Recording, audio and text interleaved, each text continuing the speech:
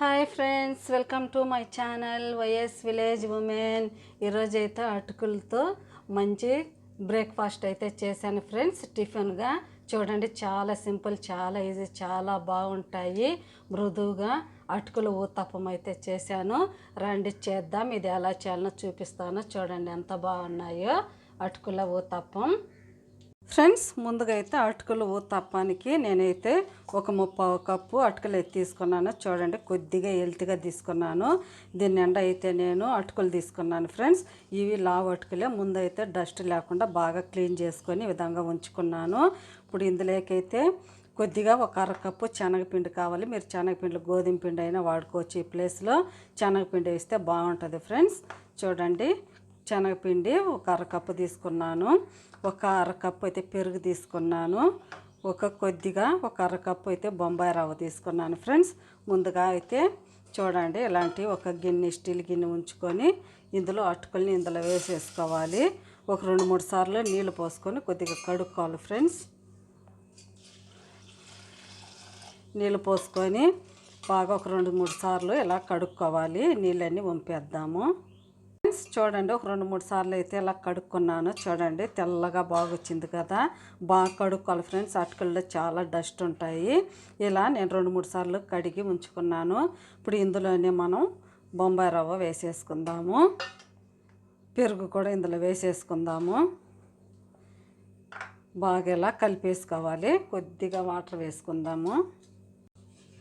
చూడండి, పెరుగు గిన్నె ఉంది కదా, ఆ నీళ్ళు తిప్పి కొద్దిగా ఇందులో పోసేసాను. బాగా ఇలా అంతా కలిపేసుకోవాలి ఫ్రెండ్స్. బాగా పెరుగు ఇందులో రవ్వ అటుకులు బాగా కలిసే వరకు అంతా ఇలా కలిపెట్టేసేసుకున్నాను. ఇప్పుడైతే ఒక 5 మినిట్స్ నాననిద్దాము. మూత పెట్టేసుకుందాం. ఒకసారి మూత తెచ్చి చూద్దాము. చూడండి, నేనైతే ఒక 10 నిమిషాలు ఇలా ఉంచేసాను. చూడండి ఇప్పుడు ఎంత గట్టిగా అయిందో. ఇప్పుడైతే ఇందులో కొద్దిగా నీళ్లు పోసుకోవాలి ఫ్రెండ్స్. నీళ్ళు పోసుకొని బాగా ఒకసారి అంతా కలిపెట్టుకోవాలి. అంతా కలిపెట్టేద్దాము ఫ్రెండ్స్. చూడండి, ఈ విధంగా కొద్దిగా నీళ్ళు పోసుకుంటూ బాగా కొద్దిగా చిక్కగా ఇలా కలుపుకోవాలి. బాగా నానిపోతుంది కాబట్టి గంటితో ఇలా బాగా ఫ్రెష్ చేసుకుంటూ ఇలా కనుక తిప్పుకుంటే బాగా మెత్తగా వచ్చేస్తుంది ఫ్రెండ్స్. ఇప్పుడైతే మనం ఇందులో శనగపిండి కూడా వేసేసుకుందాము. చూడండి, జల్లించి ఉంచుకున్నాను అనమాట. ఈ శనగపిండి కూడా ఇందులో వేసుకొని బాగా కలిపేసుకోవాలి. కొద్దిగా గట్టిగా ఉండాలి ఫ్రెండ్స్. ఊతప్పం కాబట్టి ఎక్కువ నీళ్ళు పోసుకోకూడదు.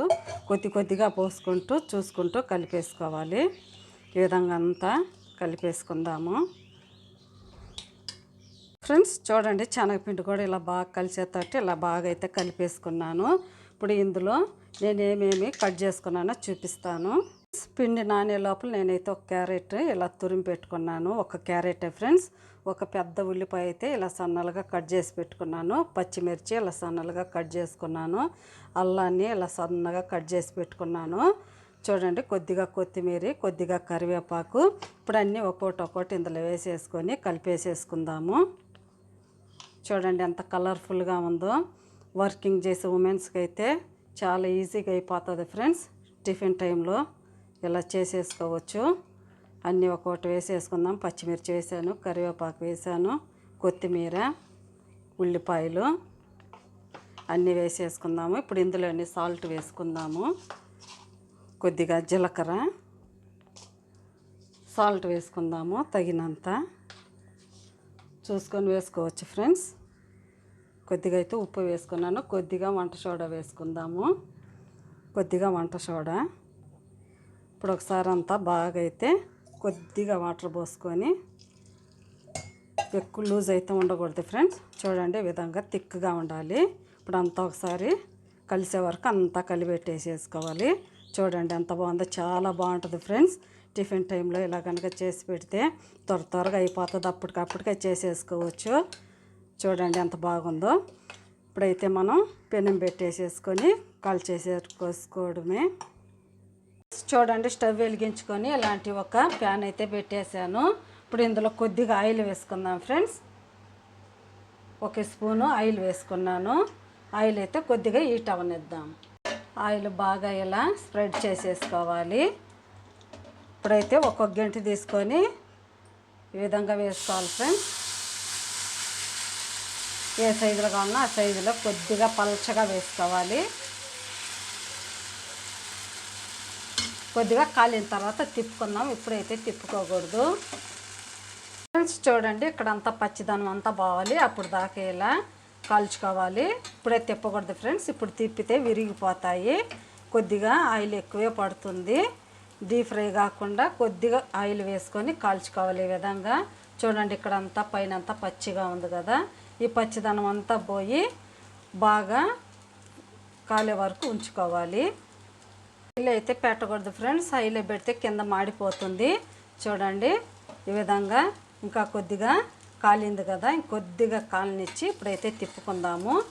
చూడండి ఈ విధంగా తిప్పుకోవాలి ఫ్రెండ్స్. చూడండి ఎంత బాగా కాలిందో, మంచి కలర్ వచ్చింది కదా. ఏ పక్క కూడా బాగా కాలనిద్దాం. రెండో పక్క కూడా బాగా కొద్దిగా కలర్ వచ్చిందాక ఫ్రై చేసుకోవాలి ఫ్రెండ్స్. కాల్చుకోవాలి ఈ విధంగా తిప్పుకుంటూ కాల్చుకోవాలి. చాలా బాగుంటుంది ఫ్రెండ్స్. కొబ్బరి చట్నీ కానీ టమాటా చట్నీ కానీ దేంతో అయినా తింటే చాలా బాగుంటుంది ఫ్రెండ్స్. చాలా త్వరగా అయిపోతుంది. అన్నీ మన ఇంట్లో ఉన్నవే కదా. చూడండి ఎంత బాగుంది, ఎంత మంచి కలర్ వచ్చిందో. ఇప్పుడైతే ఈ పక్క కూడా తిప్పుకుందాము.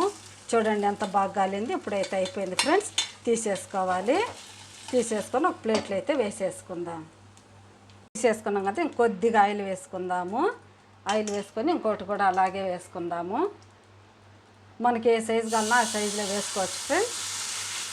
ఎక్కువ మందంగా కాకుండా కొద్దిగా, తెలుసు కదా మనకి, కొద్దిగా అట్లు వేసుకుంటాం కదా మనము ఆమ్లెట్, ఆ మందంలో అయితే ఉండాలి.